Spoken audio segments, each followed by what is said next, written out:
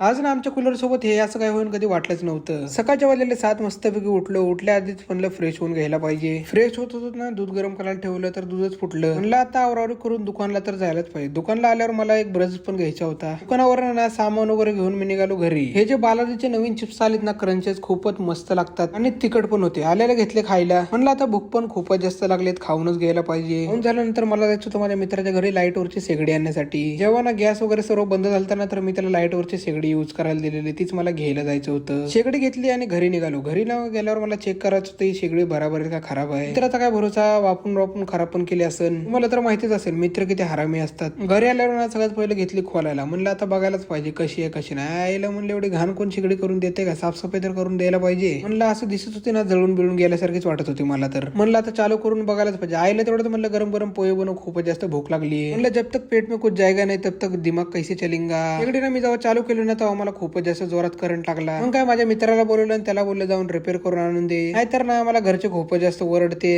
आज ना सकाळी उठून मला जिमला जायचं होतं पण मला खूपच जास्त कंटाळा आला म्हणून मी गेलोच नाही. परवा दिवशी ना रिसॉर्ट मध्ये नाचून तंगडे खूपच जास्त दुखत होते. जाऊ दे म्हणलं उद्या जातो. एवढंच ना आमच्या कूलरला चालता काय झालं काय माहिती, जोरात फटकन आवाज आला. मला ना सगळ्यात पहिलं वाटलं मोटर वगैरे जळेल असं, पण मोटर जळाली नव्हती तर त्याचा पंख्याचा पत्ता तुटलेला. मला आता हे शोधत मला पूर्ण मार्केट पालतं घालावं लागेल. म्हणलं बाहेर निघालं की हे ऊन काय सोडत नाही, पार वल्ल करूनच सोडतंय. आधी ना मी 2-3 हार्डवेअर गेलो, तिकडे मला असं वाटलं भेटेल लवकर. पार ना अर्ध मार्केट घातल्यानंतर आम्हाला ह्या दुकानामध्ये भेटलंच बा. म्हणलं बरं जरा भेटलं पण पार 250 रुपयाला एक पत्ता भेटला पूर्ण फायबरचा. थोडा छोटा आहे पण काम चालून जाईल. माझी ना आता नाईट संपून सेकंड शिफ्ट चालू झाली. सेकंड शिफ्टला जायला खूपच जास्त कंटाळा येतो कारण की उन्हामुळे. नाहीतर मी ह्या टायमाला मस्तपैकी घरी झोपलो असतो.